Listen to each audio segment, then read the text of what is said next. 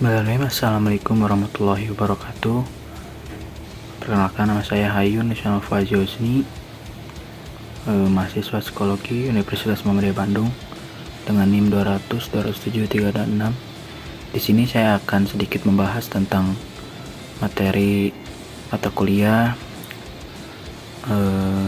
Al-Quran dan Ilmu Jiwa, tentang materi pendekatan alternatif terhadap teori-teori psikologi, yang dimana terdapat beberapa topik yang akan saya bahas sedikit.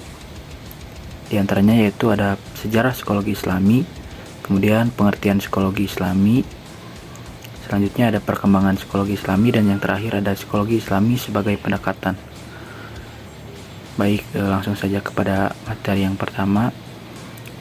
Di sini saya akan sedikit menjelaskan perihal tentang pendekatan alternatif terhadap teori-teori psikologi.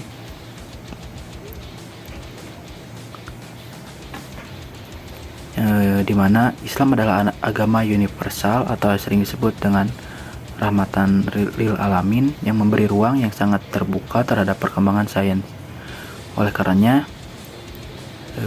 dengung kebangkitan Islam ini pun menyangkut pula pada bidang keilmuan yang lainnya. Nama-nama seperti Ismail Raji Al-Faruqi, Syed Muhammad Naqubid Al-Atas, Said Hussein Al-Nasr, Yusuf Qardawi, dan Izzuddin Sadar, dan yang lain-lain menjadi pelopor islamisasi ilmu pengetahuan di berbagai bidang seperti ilmu ekonomi, hukum, sosiologi, antropologi, politik, psikologi, dan juga yang lainnya. Sejalan dengan kebangkitan itu, ilmu pengetahuan modern pun mengalami perubahan, yakni adanya kritisisme terhadap ilmu pengetahuan modern, yang mana dipercayai bahwa perkembangan ilmu pengetahuan itu tidak statis dan terus akan mengalami perubahan dan perkembangan. Maka muncullah teori-teori baru yang mengkritik dan mengganti teori-teori lama. Psikologi sebagai bagian dari sains pasti akan terpengaruh perubahan besar tersebut. Psikologi sekuler mengalami krisis dan kebuntuan ketika memaknai manusia, karena hanya memfokuskan penelitiannya pada hal-hal yang bersifat empiris saja. Ditandai misalnya seperti dengan pergeseran pengertian makna psikologi sebagai ilmu jiwa yang menjadi lebih kepada behavior atau perilaku, yaitu hanya membahas tentang gejala-gejala jiwa. Padahal semestinya psikologi tidak hanya membahas tentang fakta-fakta realitas saja, tetapi juga mengkaji dan mengobservasi dimensi lain yang menjadi sumber terjadinya peristiwa mental tersebut. Selanjutnya di sini ada sejarah psikologi. Sejarah psikologi Islami di sini terdapat beberapa fase, yaitu fase pertama ada sejarah psikologi Islam berawal dari sejarah manusia itu sendiri. Kemudian fase selanjutnya ada perkembangan psikologi ilmiah di dunia Islam terjadi pada paruh abad pertengahan. Yang selanjutnya fase yang sangat banyak para pemikir Islam memberikan kontribusi penting bagi perkembangan psikologi. Selanjutnya ada pengertian psikologi. Psikologi Islami adalah corak psikologi berdasarkan citra manusia menurut ajaran Islam, yang mempelajari keunikan manusia dan pola perilaku manusia sebagai ungkapan pengalaman interaksi dengan diri sendiri, lingkungan, dan alam kerohanian, dengan tujuan meningkatkan kesehatan mental dan kualitas keberagaman. Definisi tersebut merupakan definisi yang berasal dari ahli yang bernama Hannah J. Bastaman. Selanjutnya, rumusan yang tadi telah saya sebutkan di atas mengandung beberapa unsur ya. Di sini tersebut ada 5 unsur. Unsur yang pertama yaitu corak psikologinya. Artinya sebuah gerakan islamisasi psikologi bahkan bisa menjadi mazhab psikologi mutakhir yang berlandaskan nilai-nilai ajaran Islam dengan tidak mengesampingkan metodologi dan metode ilmiah. Kemudian unsur yang kedua yaitu berdasarkan citra manusia menurut ajaran Islam. Artinya berbeda dengan psikologi sekuler yang landasan filosofisnya bermacam-macam dan orientasi filosofisnya memberikan otoritas tertinggi kepada kehendak manusia. Sedangkan manusia, menurut ajaran Islam, memiliki martabat tinggi sebagai khalifah fil ard, yang diciptakan sebagai makhluk yang paling sempurna dan sesuai. Kemudian, unsur yang ketiga yaitu keunikan dan pola perilaku manusia, yang dimana perilaku manusia merupakan objek telaah psikologi Islami dan psikologi. Perilaku manusia adalah ungkapan manifestasi dan ekspresi jiwa yang melibatkan fungsi-fungsi jiwa, yakni perasaan, pikiran, sikap, pandangan, dan keyakinan hidup. Unsur selanjutnya yaitu ada interaksi dengan diri sendiri, lingkungan sekitar, dan alam kerohanian. Salah satu karakteristik manusia adalah adanya kesadaran untuk selalu introspeksi, berdialog dengan dirinya sendiri, dan selalu berhubungan dengan lingkungan alam fisik. Manusia dalam perspektif psikologi Islami memiliki ruh yang seharusnya memperluas lahan kajiannya dengan pengalaman keruhanian manusia. Kemudian unsur yang terakhir, yang kelima, yaitu meningkatkan kesehatan mental dan kualitas keberagamaan. Tujuan utama dan psikologi Islami adalah mental health.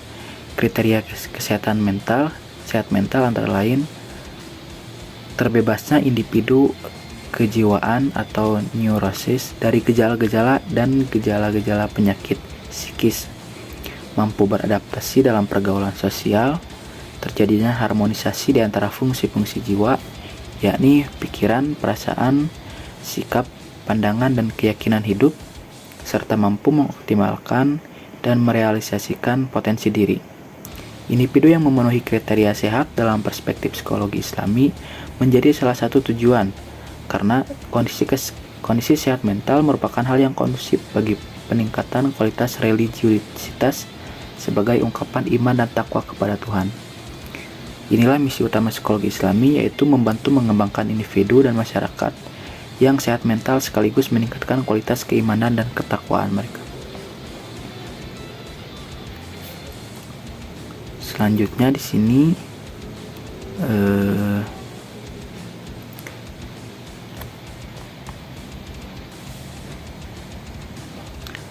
ada psikologi Islami mendekatinya dengan memfungsikan akal dan keimanan, yakni dengan cara mengoptimalkan daya nalar yang objektif ilmiah dengan metodologinya yang tepat.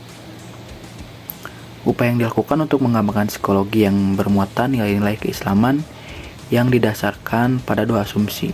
Yang pertama, para ahli menyisalir bahwa abad ini adalah zamannya kecemasan atau anxiety dan kegelisahan. Yang kedua, psikologi kontemporer sekuler yang hanya semata-mata menggunakan kemampuan intelektual belum mampu memecahkan problem kejiwaan manusia, dan memang sesuai dengan cirinya yang netral, etik, antroposentris, atau psikologi ini memaksakan diri hanya pada pendekatan empiris saja. Selanjutnya ada perkembangan psikologi Islami. Nah, di sini ada 3 fase perkembangan sikap psikolog Muslim terhadap psikolog modern yang berasal dari Barat, yaitu ada fase infantuasi, fase rekonsiliasi, dan juga fase emansipasi.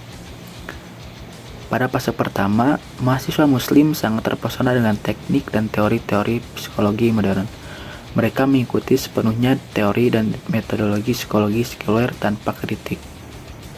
Pada fase kedua, yaitu fase rekonsiliasi, merupakan fase penerimaan. Mereka mencoba mengadakan studi komparatif dan mencoba mencocokkan apa yang ada dalam teori psikologi Barat dengan apa yang ada dalam Al-Quran.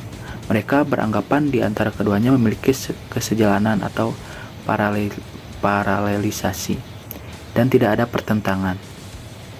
Kemudian pada fase terakhir, yaitu fase emansipasi, mereka makin bersikap kritis terhadap pandangan-pandangan psikologi sekuler dan mengalihkan perhatiannya pada Al-Quran dan Al-Hadis. dan juga hasanah klasik Islam yang di dalamnya ternyata membahas tentang struktur insan, yang diantaranya ada nafs, akal, dan ruh. Menyadari akan kekeliruannya, mereka mulai kritis menentang beberapa teori dari psikologi sekuler, terutama pandangan teori psikoanalisa dan behaviorisme. Karena kedua teori itu merendahkan martabat manusia sebagai hamba dan khalifah Allah, sedangkan pandangan humanistik yang mengakui potensi diri manusia dianggap sejalan dengan ajaran Islam. Selanjutnya ada psikologi Islam sebagai pendekatan. Paradigma khas psikologi Islami yang pertama yaitu mempercayai bahwa hakikat manusia adalah fitrah, baik secara jasad, nafsani, atau bisa disebut kognitif dan afektif, dan juga yang terakhir ruhani, yaitu spiritual. Yang kedua, mempercayai bahwa salah satu komponen terpenting manusia adalah yang sering kita sebut dengan hati nurani. Perilaku manusia tergantung pada kolbunya yang secara fisik disebut murugh. Kemudian yang ketiga, mempercayai bahwa arah pergerakan hidup manusia secara garis besar dibagi menjadi dua. Allah Subhanahu wa Ta'ala telah mengisyaratkan adanya dua jalan bagi manusia, yaitu jalan takwa dan juga jalan yang fujur. Yang keempat, mempercayai bahwa manusia adalah unik. Maksud unik di sini yaitu setiap individu manusia memiliki perbedaan masing-masing. Yang selanjutnya, kelima, psikologi Islami dibangun berdasarkan nilai-nilai tertentu, bukan netral etik. Selanjutnya, posisi psikologi Islami terhadap psikologi Barat, yaitu pada umumnya memandang bahwa teori yang berasal dari Barat boleh jadi bersesuaian dan bisa jadi bertentangan dengan pandangan dunia Islam. Kemudian beberapa pandangan psikologi Barat yang kontradiktif dengan pandangan Islam dan tentu saja tidak bisa diterima. Kemudian yang membedakan antara psikologi sekuler dengan psikologi Islami adalah dari orientasi filosofisnya. Dan yang terakhir, dalam rumusan konsep manusia dan cara mendekatinya pun berbeda. Psikologi Barat semata-mata hanya menggunakan kemampuan intelektualnya saja untuk menemukan dan mengungkap asas-asas kejiwaan individu tersebut. Sementara psikologi Islami mendekatinya dengan memfungsikan akal dan juga keimanan. Nah, kesimpulan yang dapat saya sampaikan pada materi yang tadi saya jelaskan, yaitu psikologi Islami sebagai kajian Islam yang berhubungan dengan aspek-aspek dan perilaku kejiwaan manusia agar secara sadar ia dapat membentuk kualitas diri yang lebih sempurna dan mendapatkan kebahagiaan hidup di dunia dan juga di akhirat. Keutuhan kepribadian dalam memasuki Islam berarti satu kesatuan mental yang mencakup pengendalian nafsu hewani, pemikiran, motivasi, alam perasaan, peribadatan, keimanan, akhlak, dan seluruh kehidupan serta fungsi kejiwaan. Dari awal sampai akhir, pemaparan materi tentang pendekatan alternatif terhadap teori-teori psikologi telah selesai. Saya mohon maaf banyak salah kata dalam menyampaikan materi-materinya. Terima kasih. Assalamualaikum warahmatullahi wabarakatuh.